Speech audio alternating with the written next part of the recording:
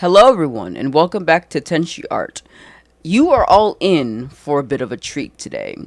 You guys know how I love doing the storytelling moments in these character videos. Well, instead of just me mundanely just telling you the story, I'm gonna do a little bit of a not interactive because you guys can't interact with it, but more like immersive. That's the word I'm looking for. A more immersive way to tell the story. I'm talking sound effects, maybe a little voice acting on my part or whoever I can get to voice act anything. It's gonna be a fun time. But for now, let's get into our character for today. This character is a sort of special character because it's one of the ones that is more original, at least in my book. I don't know if there's characters like this or whatever, but this is a very special character that is near and dear to my heart and my boners. And cut that out. This is a character that is very special to me, and it brings me great pleasure to introduce you to Dhalia Eshara Blackthorne. Roll the intro.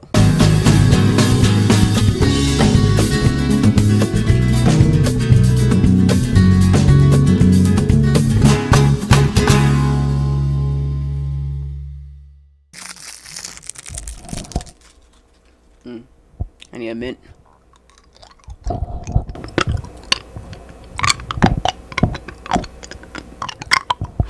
God, that's gonna be so fucking annoying. Have fun, everyone, listening. This character sheet is quite possibly one of my favorites. It is definitely one of the cleaner drawings that I have done. Though I did have some issues with the plotting, as you'll see in the speed paint. But let's go ahead and take a look at it. The main thing I wanted her design to sort of amplify is just that she is just in a fully blackened silhouette with two distinct features that you can tell and recognize out of a group, and that is her very bright and very vibrant pink scarf and her afro. Her afro is very, out there, and it's round, and it gives her sort of this round shape overall to her head that I feel it separates her from the other women. The other women in her group, which is Freya and Veronica, they both have different shape languages to Dhalia. Freya has more of a square, more sturdy build, whereas Veronica has a more V-shaped, more elegant build. And I thought that because the primitives are square, triangle, and circle, I figured I'd give each of the women their own respective primitive to be based on. And so, as you can tell, Dhalia is based on the circle. And even though this is a very basic design, there's nothing too crazy going on about it, and it looks like it could definitely exist in real life. That is what I think separates this from a lot of the sort of assassin-like characters. Or maybe not. Maybe I'm talking out of my ass and I don't know anything. Who knows? I never went to school. But mainly that's what I was going for. And aside from the blackened leather that makes up her main uniform, I wanted to add some things to her arms and legs that sort of break up that just a little bit. That are still dark, but not really dark, and also not as light and bright as her afro and her scarf. And that's where those bandages come into play, as well as the bandages on her legs. She is barefooted, by the way, and you'll understand why when I get to the story portion. But that is pretty much it. I actually really love this character design. It is one of my favorites that I've done, and it is definitely a show of my character design skills put to the test. There's not much really here to say. I actually quite enjoy it, and that's a rare thing for me to say. So that is her main front and back design, and now we can move on to her expressions, which I decided to do something a little bit different. Dhalia Eshara was born in the year 1000 in the age of Farion to the village elder Haduevi Eshara. You see, she grew up in one of the harshest places in ROARIX, the Manebedi Blackwood, or La Zamoinda to their culture. A melting pot of many civilizations embedded under the great canopy. As there's beauty here, there are dangers to the rest of the world, as the forest held a dangerous spore that will transform anyone in contact into the monstrous alien. But for now, back to Dhalia. Dhalia and the rest of the young children were told not to go beyond the borders of the village. And for a while, it definitely stayed true. Dhalia and the rest of the children would play games and tell stories using the forest as their battleground. But while Dhalia enjoyed playing with the others and the rest of the children, she had a curiosity, a fascination with the outside world. And then suddenly, she found her answer. The key to understanding the world outside her metaphorical window. Wow. The tribal hunting class called the Madwedpiva, also called the Blackthorns in Aryan Imperial. It took many months of trial and error to convince her father, the chieftain, to let her join the ranks of the Madwedpiva. But eventually, he did cave and allowed her to begin training, even though it was unsavory to let the daughter of the chieftain join such a lower class organization.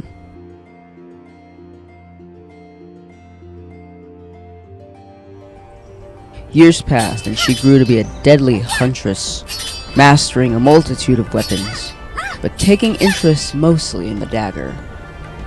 It allowed her to manifest her own weapon and forge from the shadow magic the Umbrals are known for.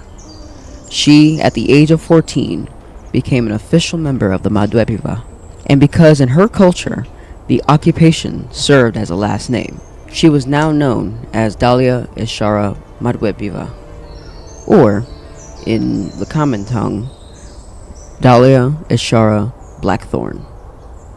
But as her luck came in droves, disaster decided to strike.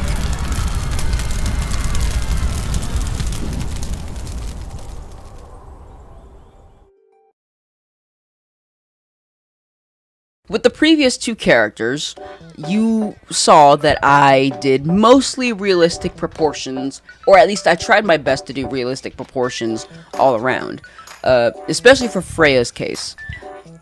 Though honestly, for this one, I felt really different about this character, mainly because of her personality, and we'll get to her personality towards the end, and this will all make sense, trust me.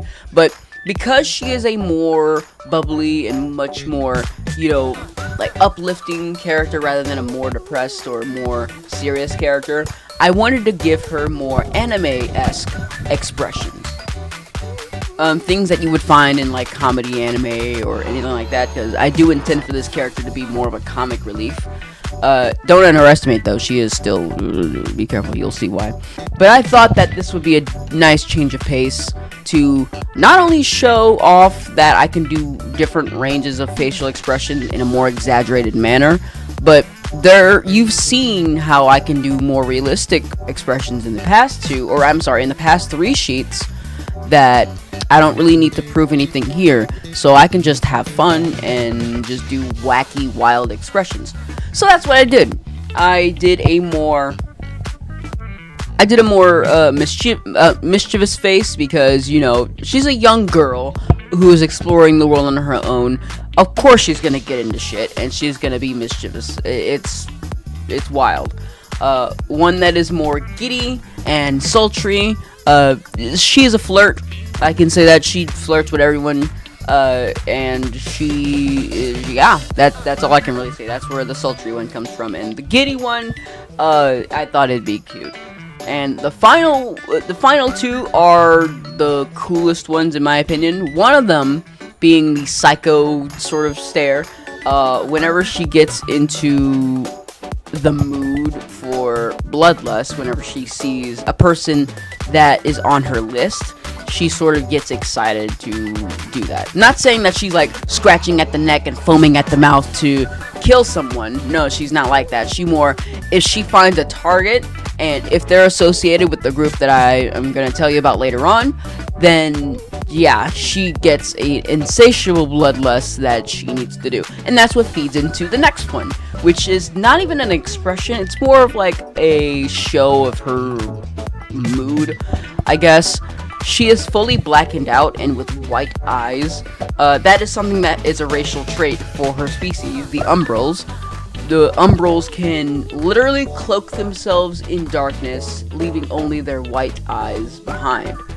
Think of the Void or Sentry from the new Thunderbolts movie.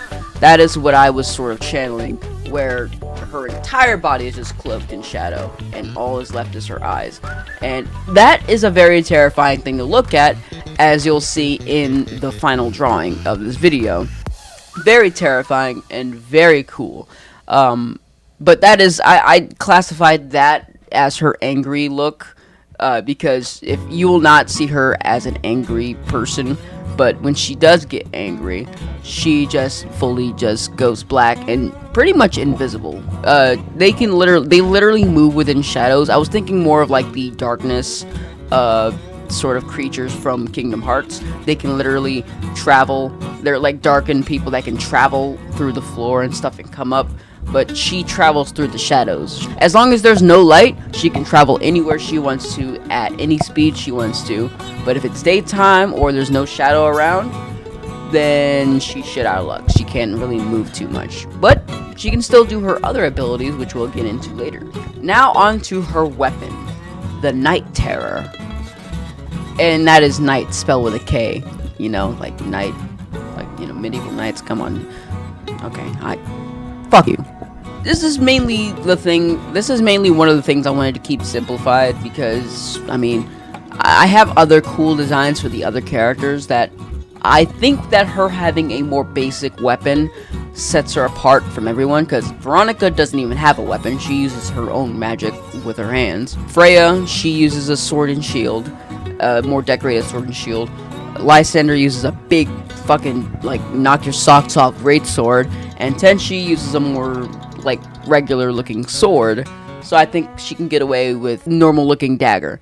One thing I was always taught is that you can have a generic design as long as you surround that generic design with more complicated and more interesting other designs. So if you were to put her dagger in the middle and surrounded her dagger with the other characters' weapons, this leans in like a middle point between being basic and being a nice complex design, if that makes sense. So I decided that this blade and the way that it's designed is perfect for her. I quite like it. There's nothing too much to go into about what I was getting, like what was going through my head when I was designing it. Honestly, there's no point in me trying to explain. There's no thought behind these eyes. I just thought of a cool hilt design and maybe a cool pommel design, but that's all I had. Everything else is just basic dagger. So, moving on. And finally, the quote-unquote bad drawing. You already know, I do an extra drawing in the corner that shows off the character's personality or something that the character does. And I thought about doing something that resembled her more bubbly personality, but I wanted something that amplified her more sinister nature, because under all of that bubbly personality and under all of that, you know, that more, I guess, outward exterior, on the inside, she is a very, very hurt and burned woman, and she feels like she has something that she has to do for the good of her tribe and just her people in general. They're looked down on as monsters that parents tell their children at night to be aware of and things like that. And so she decides to wield that fear. The Blackmanes, on an unknown mission in the Blackwood, discovered their village, and seeing savages ripe for the taking, as soon as their flaming arrows were released, Dhalia's life changed forever.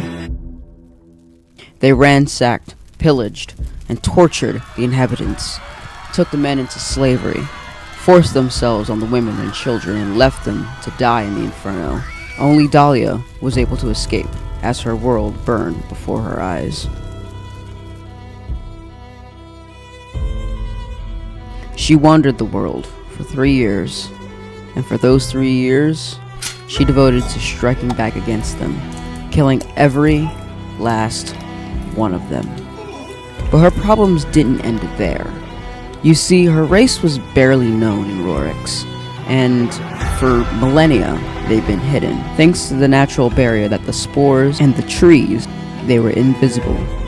And due to the lack of knowledge that the rest of the world had, people feared what they didn't understand.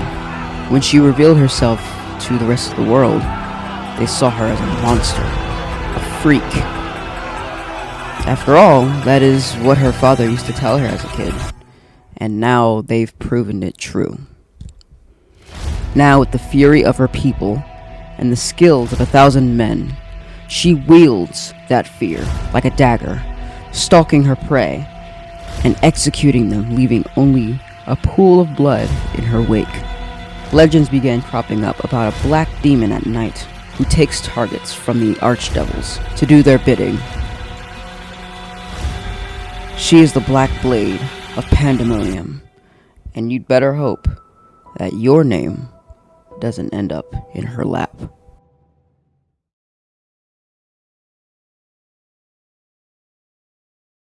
I wanted to capture the fear that one of those people, one of those black mains, would feel if they looked up at the sky one night in the city and all they saw was just a shadowy demon staring down back into their eyes.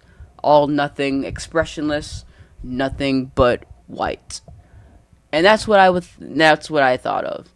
And I think that serves as a perfect sort of example to sort of contrast the expressions that I put.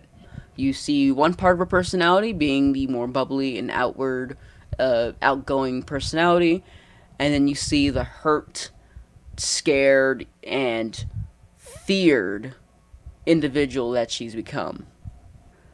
And that is pretty much the entire character sheet. There is one other thing I wanted to mention, and that is where she meets the rest of the group is one day she picks up a target off the notice board and notices that a name is written that she's never heard of before, but she's going to go after it because it's money and it's more training for her to get back at her people. She goes after Tenshi Ojishi, and that is sort of a tease as to who I'm going to be doing next. That is the next and last guy, or the next and last character that I'm going to be doing. But she goes after him and Freya, because as of at the moment, Tenshi and Freya are traveling together, and she goes after, and they encounter, they fight, and some talking happens, and then boom, she is, on his team, ready to take down the Black Mains, because I don't know if you've noticed, the Black Mains literally play a part in all 5 characters' stories, and Tenshi is the most egregious one. If you thought the Black Mains were scary then, just you wait until next time. But that is going to do it for this video. I hope you enjoyed the new editing style, or I guess not style, just the new format for this video, which is going to end off the series next time much better. And it's going to be a very special video, near and dear to me, because it's a character that I have had since I was 15 years old.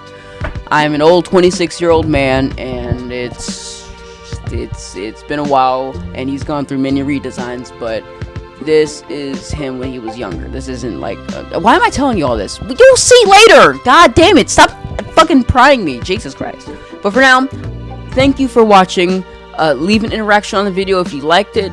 Leave a dislike if you disliked it. Don't forget that fuck you in the comments. I need it. I need my breakfast.